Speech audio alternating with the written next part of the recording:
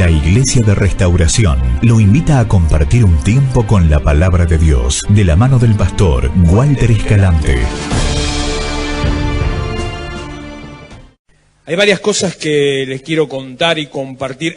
Por algo que dijo Ana recién, les voy a contar algo de mi corazón. Un anhelo y casi convicción. Todavía estamos caminando pero ya dentro de un mes va a ser una convicción de mi corazón. La convicción es que en el año próximo, el 2018, vamos a tener un lugar por lo menos nuevo. No estoy diciendo propio. Bueno, a ver, no estoy diciendo propio, no me estoy tirando a la pileta en locuras, pero sí tengo casi la convicción, en base a unas reuniones que tenga a lo largo de esta semana que viene, a ver qué es lo que, si se puede resolver algo, de tener un lugar nuevo, sin escalera, Ana. Pero tiene un primer piso, así que cuando alguien se porte mal, lo mandamos para arriba. Pero digo, en base a lo que estábamos ministrando y cantando, que el Señor habló, porque el Señor habla también a través de las canciones, cuando se conectan con el que habla, y una de las cosas que estuvimos cantando tiene mucho que ver con la palabra de Dios, y eso ejerce un efecto, genera un efecto en nuestras vidas. Y mucho de esto tenía que ver con el encuentro con Dios y con la presencia de Dios. No le voy a hablar sobre el texto de las canciones, sino referencias de dónde salen algunas de ellas y que tiene que ver con el encuentro con Dios, encontrarnos con Dios y la importancia que tiene el encuentro con Dios. Por ejemplo, dice el Salmo 27, si usted me acompaña, Salmo 27, versículo 4. Una cosa he demandado al Señor y esta buscaré. Mire el clamor del corazón del salmista, del rey David en esta ocasión. Una cosa he demandado al Señor y esta buscaré. Una cosa que busca. ¿Cuál es esa cosa? Que esté yo en la casa del Señor todos los días de mi vida. Habla de mantener, de estar, de generar un vínculo con Dios, de estar en su presencia. Él habla en la casa de Jehová, en la casa, en el templo, porque era una época distinta, donde la relación con Dios no existía en forma personal e íntima. Hablamos en tiempos del Antiguo Testamento, sino que la relación con Dios se daba a través de un sistema de ofrendas y de acercarse al templo. Era la única manera de poder acercarse a Dios, de poder generar un encuentro con Dios. Eso sería hoy para nosotros. Estar yo en la casa de Dios no significa solamente estar en la iglesia, sino significa entrar en el lugar donde está Dios. Estar en la casa de Dios significa tener un encuentro con Dios, buscarlo a Él y tener un tiempo a compartir, un tiempo de intimidad. Una cosa he demandado al Señor, esta buscaré, que esté yo en la casa de Jehová todos los días de mi vida, para contemplar la hermosura del Señor, para inquirir en su templo. Porque Él me esconderá en su tabernáculo en el día del mal, me ocultará en lo reservado de su morada, sobre una roca me pondrá en alto. Luego levantará mi cabeza sobre mis enemigos que me rodean, y yo sacrificaré en su tabernáculo sacrificios de júbilo.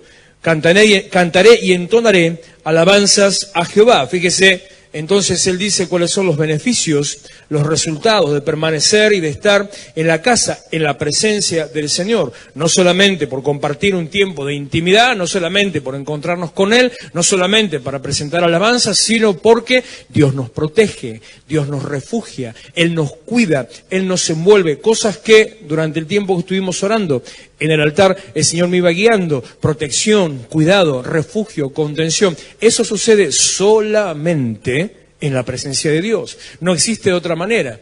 Yo sé que estamos viviendo tiempos difíciles y que hoy uno de los temas que más preocupa a la sociedad ya no es la economía, sino que uno de los temas que más preocupa a la sociedad, ¿cuál es?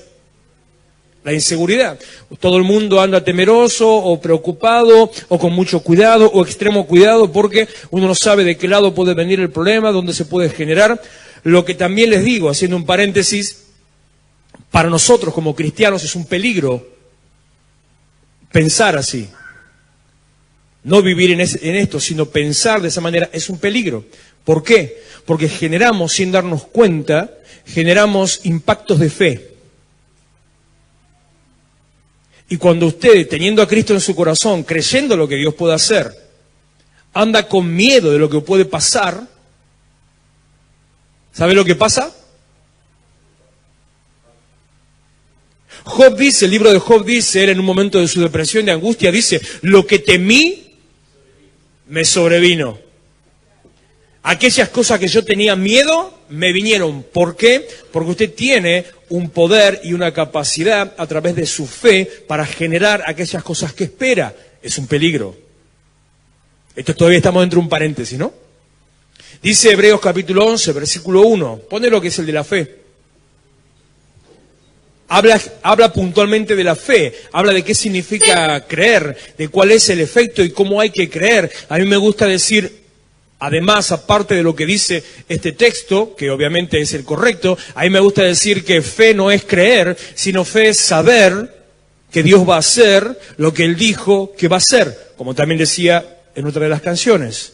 Eso es fe, saber que Dios va a hacer lo que Él dijo que iba a hacer. Entonces, acá lo dice con otras palabras, por supuesto mucho más elegantes, dice, es pues la fe la certeza de lo que espero y la convicción, estoy convencido de que va a pasar, aunque no lo veo, la convicción de lo que no se ve. Ahora yo le pregunto, cuando usted tiene miedo a algo que le pase,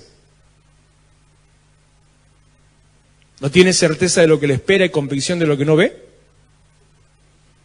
Cuando anda por la calle y no hay nadie, obviamente anda temeroso. ¿No tiene miedo de lo que no ve?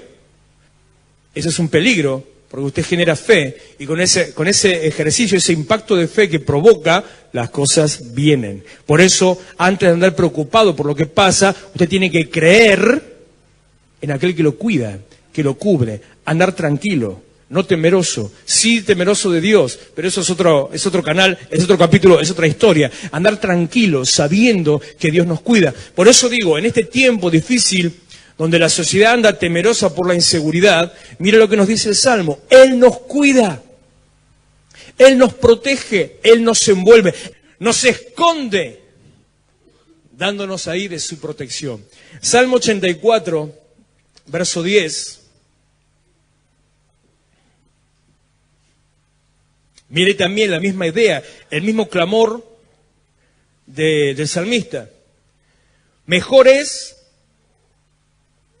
un día en tus atrios, la entrada de la casa de Dios, mejor es un día en tus atrios que 1000 fuera de ellos. Escogería antes estar a la puerta de la casa de mi Dios que habitar en las moradas de maldad. Porque sol y escudo es Jehová Dios. Gracia y gloria dará Jehová. No quitará el bien a los que andan en integridad. Jehová de los ejércitos, dichoso el hombre que en ti confía. Dos salmos distintos, dos textos distintos, la misma idea, el mismo concepto. Usted tiene que estar en la presencia de Dios, entrando en la presencia de Dios, eligiendo estar en la presencia de Dios. Eso le da seguridad.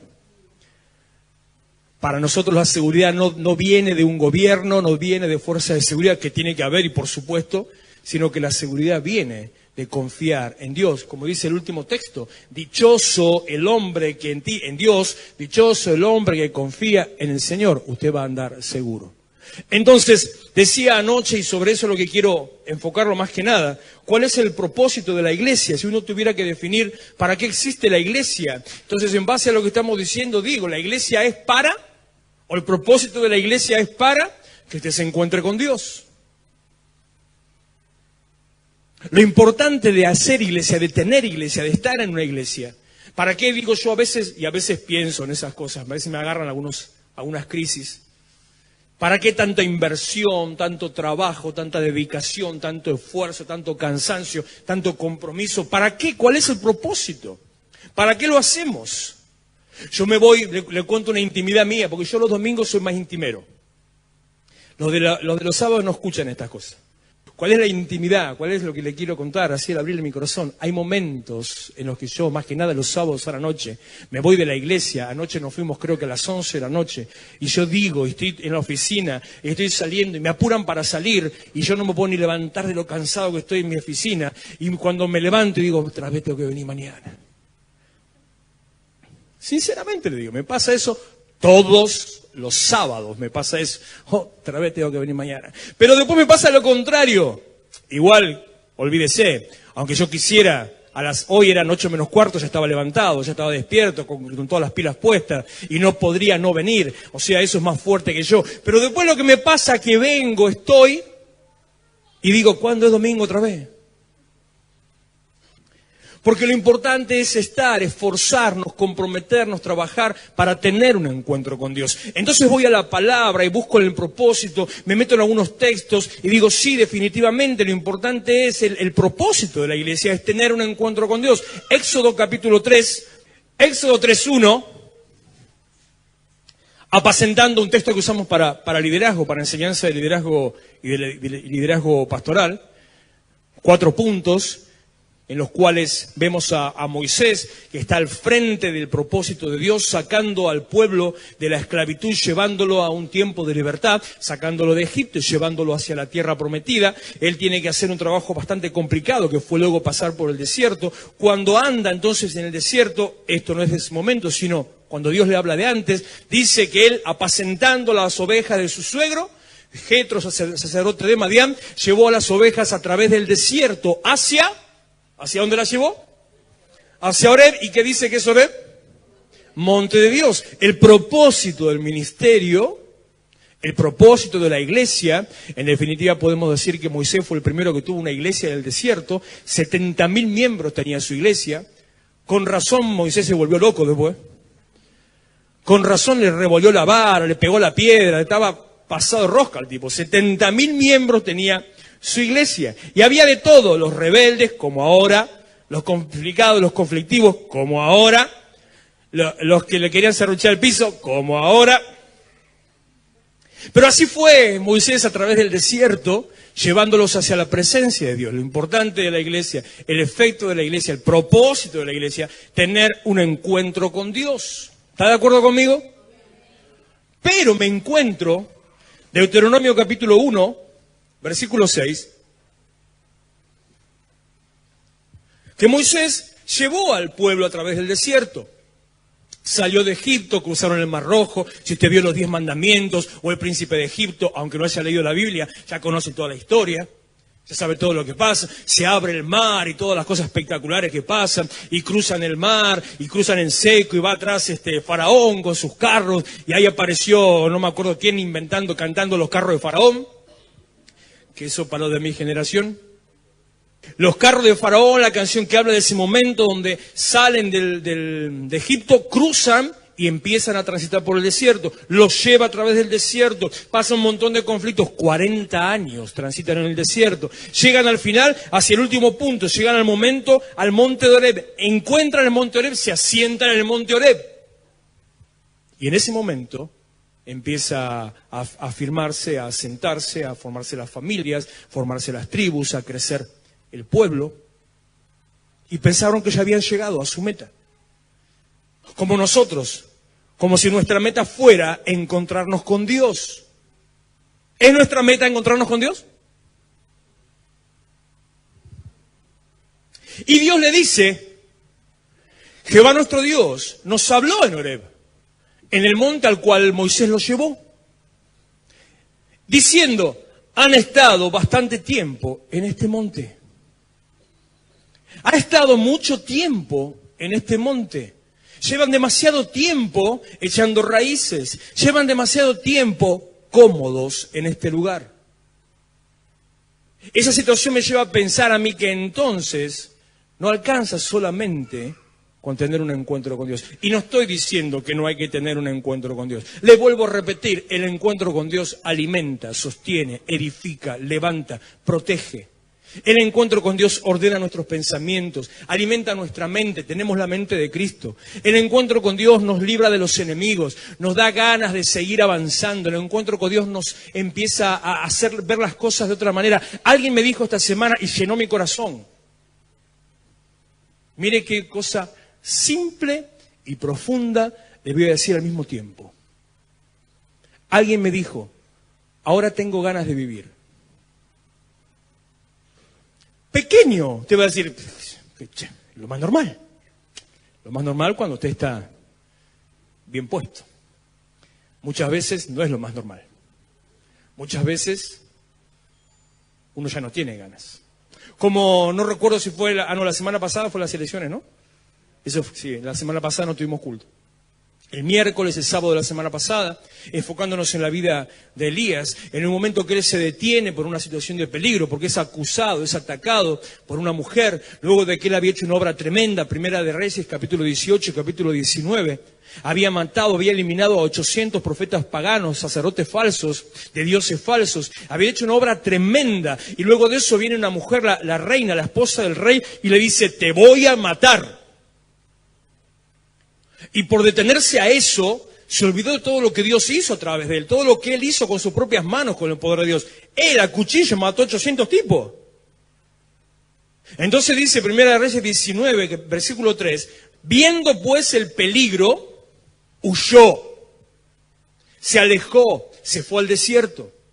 Estando en el desierto, dijo en un momento, habló con Dios y le dijo, deseando morirse. Son momentos de nosotros cuando nos detenemos a ver las cosas a nuestro alrededor, cuando nos alejamos y nos enfocamos en los problemas, cuando en vez de mirar la gloria de Dios y lo que Dios hace, vemos lo que nos falta. Siempre falta algo. Cuando nos detenemos ante el peligro, siempre hay peligros. Cuando le hacemos caso a las acusaciones, cada vez que usted quiera dar un paso adelante, se va a levantar alguien que le quiera poner la pata encima. Es ley de la vida. Cada vez que usted quiera crecer, cada vez que usted quiera avanzar, va a haber alguien que se va a encargar de que no. Escúcheme, hay un refrán o una frase muy vieja que dice, el clavo que sobresale recibe martillazo. Es ley. Pero si usted se detiene en eso, viendo el peligro, se aleja del propósito, se mete en el desierto deseando morirse.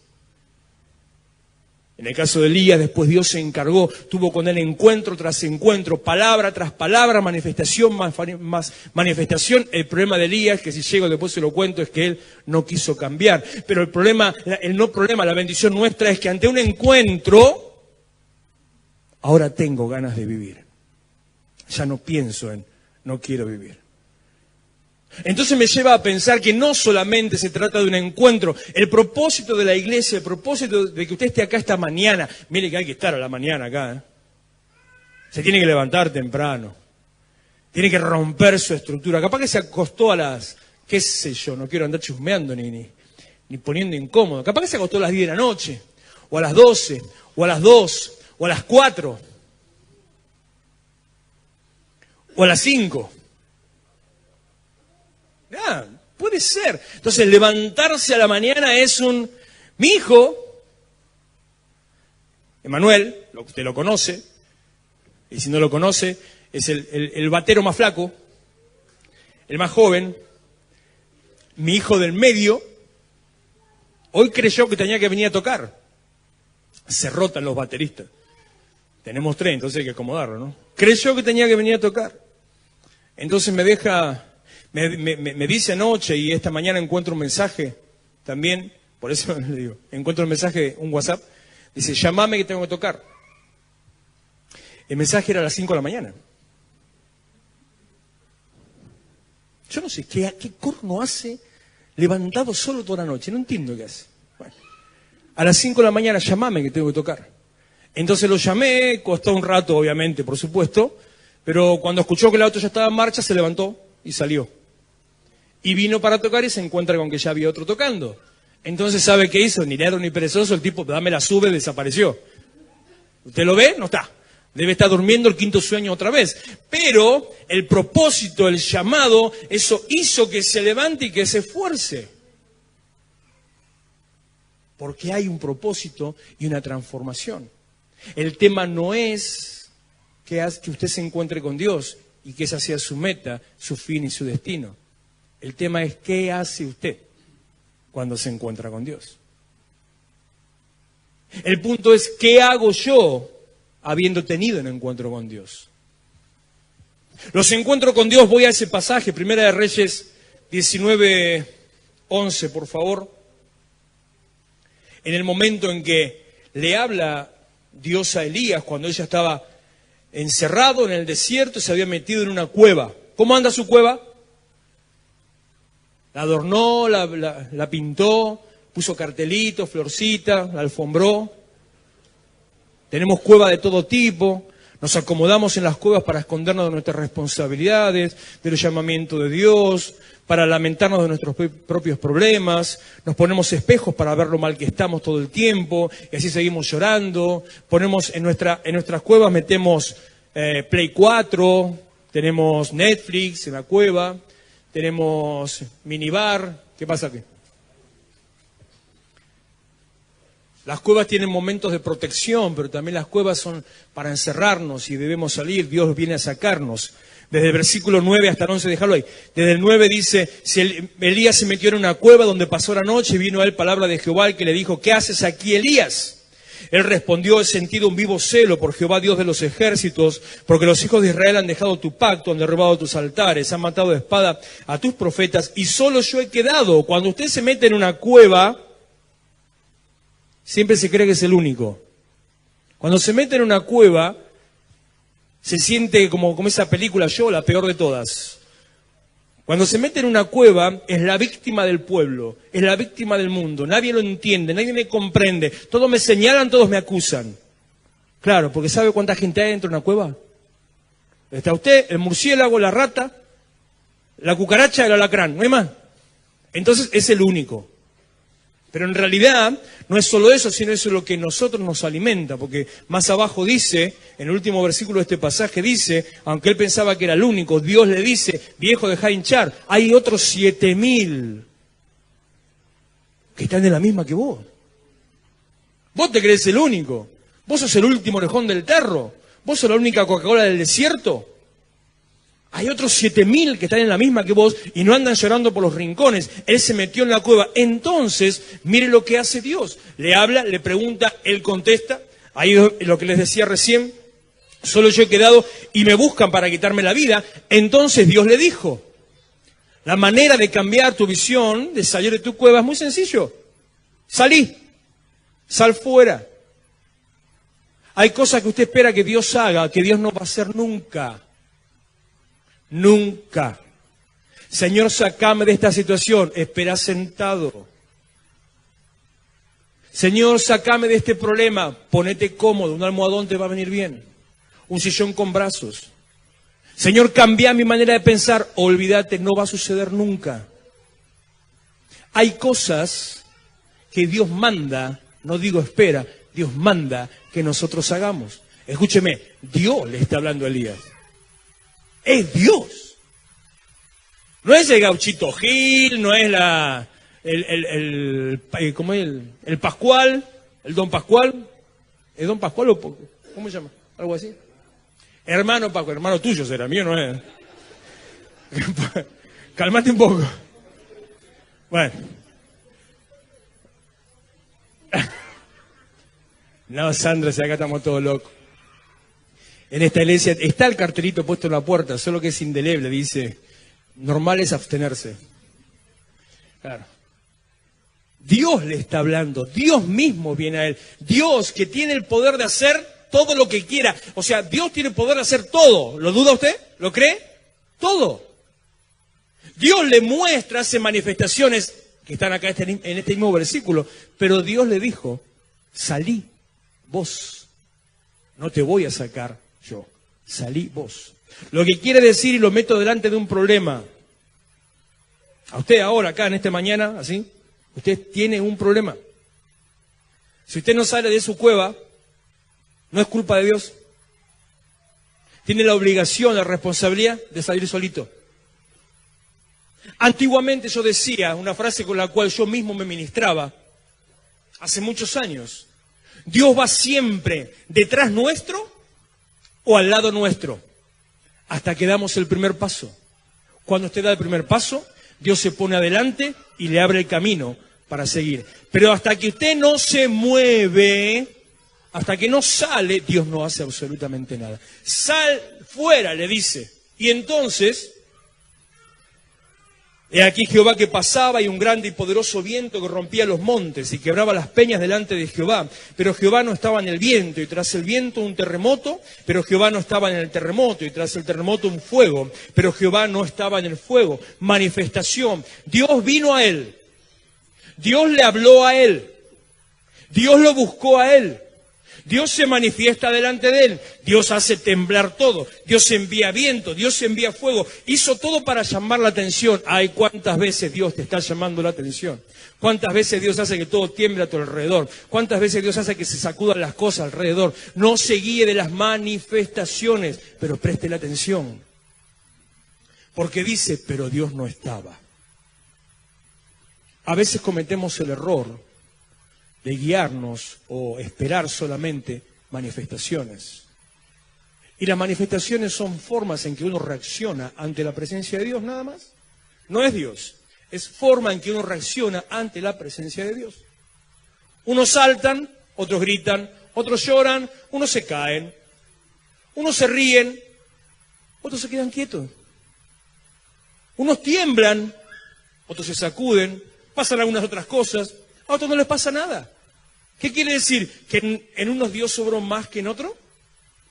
Que aquel que no sintió nada, que no le pasó nada, que no tembló, no se sacudió, no escupió, no saltó, no se puso cabeza abajo, no hizo vuelta carnero, ¿con ese Dios no estaba? No tiene nada que ver.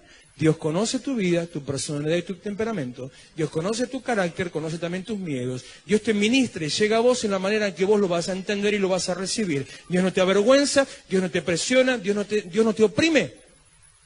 Dios se muestra. Porque le digo, yo prefiero cosas mías, ¿no?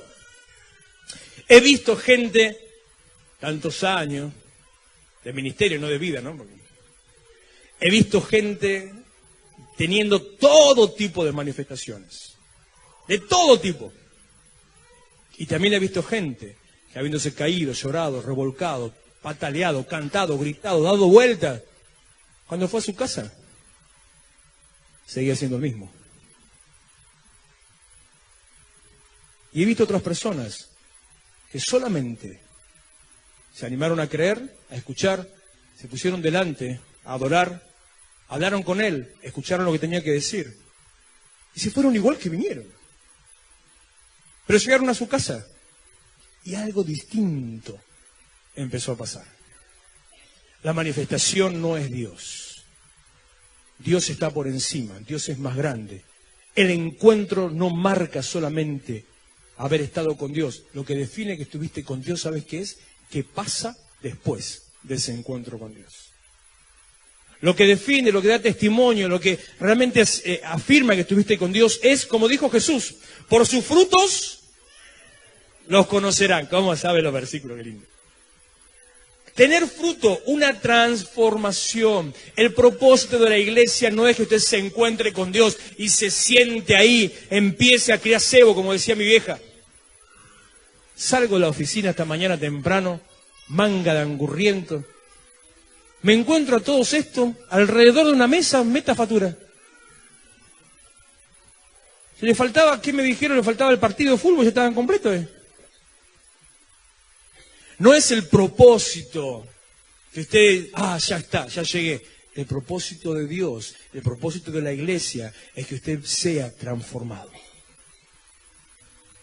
Toda persona, cada persona en la Biblia que tuvo un encuentro con Dios, vivió una transformación. No existe persona en la Biblia, salvo los que no quisieron.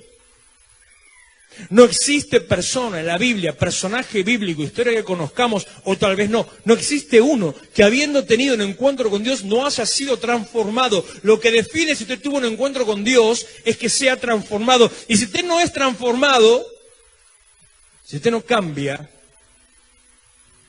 después le cuento lo que le pasó a Elías. Noé, mire que de Noé hace muchos años, ¿no? El del arca, el del barquito, en el agua, el de la lluvia que caía. Era un tipo común y corriente. Un día Dios le habló.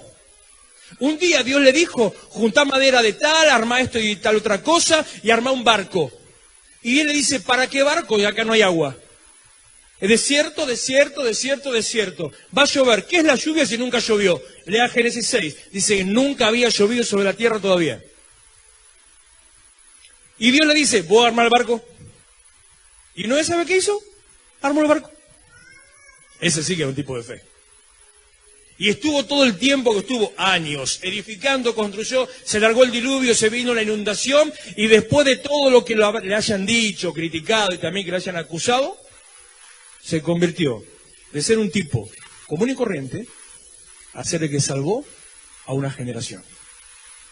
Abraham, ¿conoce a Abraham? ¿Escuchó hablar de Abraham? Génesis capítulo 17, versículo 5, dice, a ver si llega rápido. 5. Y no se llamará más tu nombre Abraham, sino que será Abraham. Abraham. Se despertó el que te dije. Solamente 2 letras de diferencia. Mire, pequeño, la penita es lo poquito que hizo Dios. Pero ¿sabe cuánto es lo profundo que hizo Dios? Abraham, en hebreo, significa padre honrado, enaltecido. Abraham significa padre de multitudes. Un encuentro con Dios cambia tu realidad, cambia tu propósito. Un encuentro con Dios te lleva de esta posición a una posición muchísimo grande y mucho más lejana. Sara, la esposa, ¿la conoce? ¿La escuchó hablar de ella alguna vez? No hubo ninguna novela de Abraham, así que no sé si la conoce, pero... Ya va a ver, ¿no? Seguro, mira, seguro que sí. Versículo 15, 17-15.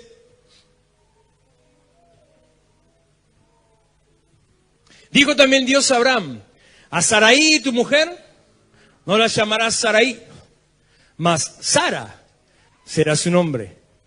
¿Sabe qué significa Sarai? Sarai significa mi princesa.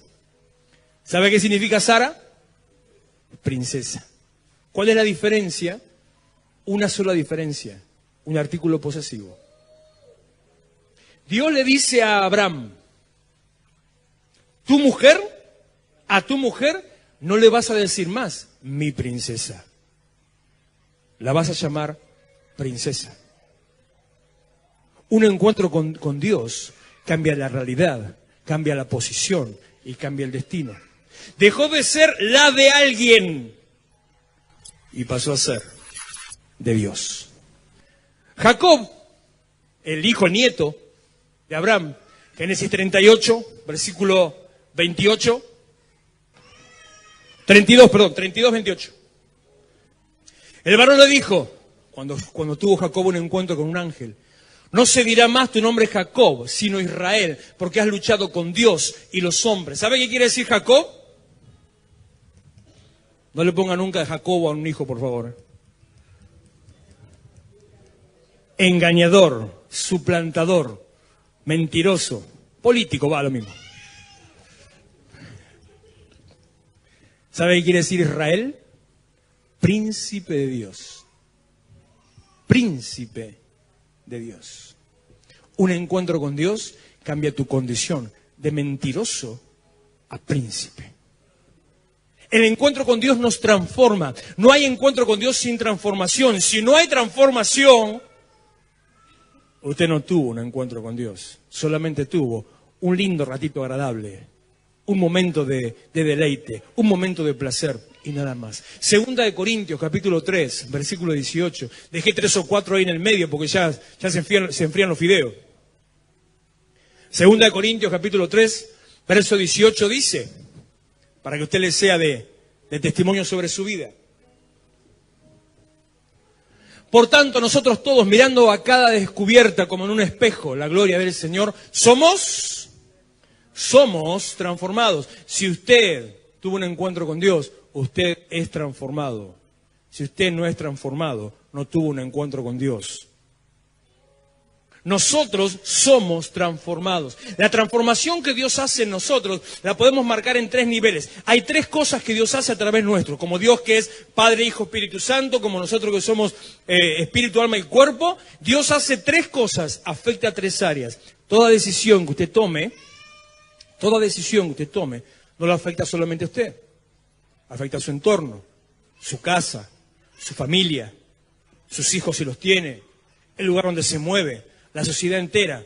Escúcheme, de verdad le digo, como iglesia, lo vengo diciendo hace rato, Tenemos que tomar el lugar y darnos cuenta que la iglesia, no nosotros, Iglesia Restauración, la iglesia tiene la autoridad espiritual sobre los destinos de la sociedad. La iglesia puede definir, puede decidir por qué camino va la sociedad si se da cuenta y toma el lugar que tiene que tomar.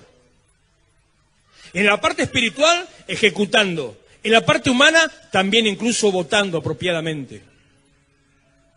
Estamos pensando con unos amigos pastores, no diga nada de esto todavía, pero estamos pensando, va a ser muy difícil, pero hacer unos seminarios, unas enseñanzas abiertas, tipo congreso, para los pastores, porque son los más peores, ¿vio? Para poder que se enfoquen y que entiendan la relación entre política e iglesia, entre política y Biblia, y que se den cuenta, algunos que se den cuenta que hay conceptos de la política o de algunos partidos políticos que son totalmente opuestos a la palabra de Dios, y por lo tanto que no se pueden ir detrás de o defender algunos valores de aquellos que están opuestos a la palabra de Dios. Es nuestra responsabilidad. Pero ahora tenemos 2 años tranquilos, así que dejemos el tema de las elecciones por 2 años más. La primera transformación se produce a nivel personal. Usted es transformado, somos transformados, de gloria en gloria, a cada encuentro. Por eso yo insisto, algunos yo sé que les debo aburrir, se deben cansar, pero yo le insisto, pase al altar. Acérquese a Dios, venga delante de Él. No importa lo que pase o lo que no pase, no tiene que pensar en lo que pase, tiene que pensar en pase al altar. Deje que la atmósfera lo envuelva. Usted me va a decir, atrás o adelante lo mismo. Sí, es verdad y es mentira. Es lo mismo, pero no es lo mismo. Atrás están los chicos, atrás está la puerta que se abre y cierra todo el tiempo, atrás están los sugieres que se la pasan charlando. ¿Querés que siga? Atrás se encuentran los jóvenes que se encierran en la cocina para hacer cosas que tendrían que hacer en otro momento. ¿Querés que siga? Pase al altar. Ahí es transformado, de gloria en gloria. Llamamos gloria a cada encuentro con Él. Somos transformados como por el Espíritu, por medio de lo que el Espíritu hace. Usted capaz que siente o capaz que no siente, pero yo le puedo asegurar una cosa: si usted abrió su corazón, cuando llega a su casa, algo distinto va a haber en su interior. Segundo lugar. Somos transformados en forma personal primero. En segundo lugar, nuestra familia es transformada. Hechos, capítulo 11. Hechos, capítulo 11, verso 14. Bueno, vamos del 11, a ver. Porque yo estaba pensando en otra historia, puse este versículo y conté la otra historia en vez de este versículo. Llegaron 3 hombres a la casa donde yo estaba, enviados a mí desde Cesarea. Y el Espíritu me dijo que fuese con ellos sin dudar. Fueron también conmigo estos 6 hermanos y entramos en casa de un varón, quien nos contó cómo había visto en su casa un ángel que se puso en pie y le dijo: envía hombres a Jope y haz venir a Simón, el que tiene por sobrenombre Pedro. Él te hablará palabras por las cuales serás salvo tú y toda tu casa. La confusión venía porque yo con ese versículo recité otra historia. Pero bueno, ¿qué le vamos a hacer? No solamente afecta a tu vida, afecta a tu familia. La transformación llega a tu casa. A veces empieza por uno, a veces empieza por un chico, el cual hace que sus padres vengan. A veces empieza por un padre, por la madre, por un adolescente. A veces uno no entiende cómo, pero empieza la transformación. Cuando la transformación genuina entró en una casa, esa casa es transformada. Y cuando la casa es transformada, ¿sabe qué pasa? La sociedad es transformada. Mateo capítulo 5, y terminamos con eso. Bueno, me falta uno más. Verso 13. Ustedes son la sal de la tierra, pero si la sal se desvanece, ¿con qué será salada? No sirve más para nada, sino para ser echada afuera y hollada por los hombres. Ustedes son la luz del mundo. Una ciudad asentada sobre un monte no se puede esconder, ni se enciende una luz y se pone debajo de un almud, sino sobre el candelero y alumbra a todos los que están en casa. Así alumbre vuestra luz delante de los hombres, para que vean vuestras buenas obras y glorifiquen a nuestro Padre que está en los cielos. Se transforma su vida, se transforma su familia, se transforma la sociedad cuando vean lo que pasa en su vida. Un encuentro con Dios le transforma. El propósito de que usted esté acá es que sea transformado. y que al ser transformado sirva como un elemento, un catalizador para transformar. ¿Sabe lo que es un catalizador? Yo me meto en cada cosa a veces. Un catalizador es, por ejemplo, un reactivo químico que se mete en algún elemento, para lo cual a través de eso se hace un análisis. Le sacan sangre, a la sangre quieren saber X cosa, entonces le meten una gotita de X cosa, reactivo, y entonces sale el resultado. Esa gotita de es un catalizador, lo que genera un cambio en el lugar donde estuvo. Y sí, está bien lo que dijo Ezequiel, eso es lo que lo dijo en su idioma, entonces nadie entendió, y acelera el proceso que usted quiere recibir. Nosotros somos esos catalizadores, somos reactivos de una sociedad y de un sistema, de un pueblo que no sabe que necesita a Cristo y que tiene que ser por nosotros mismos dado a conocer. ¿Qué pasó con Elías? Después que Dios le habló, Dios se manifestó, Dios le sacudió, le tembló, Dios lo llenó, hizo todo. En el momento final, volvemos al versículo 11, 1 Reyes 19, y le prometo que termino. 1 Reyes, capítulo 19, versículo 11. Él le dijo: sal fuera y ponte en el monte delante de Jehová. Y aquí Jehová que pasaba, y un grande y poderoso viento que rompía los montes y quebraba las peñas delante de Jehová. Pero Jehová no estaba en el viento, y tras el viento un terremoto, pero Jehová no estaba en el terremoto. Y tras el terremoto un fuego, pero Jehová no estaba en el fuego. Y tras el fuego un silbo apacible y delicado. Y cuando lo oyó Elías, cubrió su rostro con su manto y salió. Reconoció que Dios estaba delante. Y salió. Y se puso a la puerta de la cueva, y aquí vino a él una voz diciendo: ¿qué haces aquí, Elías? Igual que en el versículo 9, por segunda vez le viene a decir: ¿qué estás haciendo, viejo, acá? ¿Qué haces metido en tu cueva? Y el versículo 14 es lo que marca el destino de la vida de Elías, de la tuya y de la mía. Él respondió: he sentido un vivo celo por Jehová, Dios de los ejércitos, porque los hijos de Israel han dejado tu pacto, han derribado tus altares, se han matado a espada a tus profetas, y solo yo he quedado y me buscan para quitarme la vida. ¿Sabe qué le dijo? Lo mismo. ¿Cuál era el otro? Que el versículo 10. Mire, hágame caso a esto. Mire atentamente la pantalla. Sin tocar nada. Donde dice el texto, 1 Reyes 19, 14, poné el versículo 10. Cambialo al versículo 10, a 19, 10. Mire atento a la pantalla. ¿Vio un cambio? Poné de vuelta a 14. ¿Se dio cuenta? ¿Qué cambió? El 0 por el 4. Nada más. Lo mismo. Lo mismo le dijo Elías después de haber visto la manifestación de Dios, después de que Dios le habló, después de que Dios vino a él, después de que Dios lo alimentó, después de que Dios lo buscó, lo mismo, pero si este tiene que ser terco, cabezón y cabeza dura.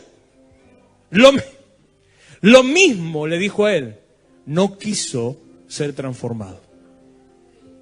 No quiso cambiar. No aceptó el cambio. Siguió encerrado en su crisis, en su dolor, en su conflicto, en su angustia, en su soledad, en su miseria. Quedó enamorado de su cueva, enamorado de su desesperación, porque sentía que era lo único que lo acompañaba. No quiso ser transformado. Miren lo que pasó. Le dijo Jehová, verso 15, ve, vuélvete por tu camino por el desierto de Damasco. Él vino solo hasta ahí, Dios no lo mandó.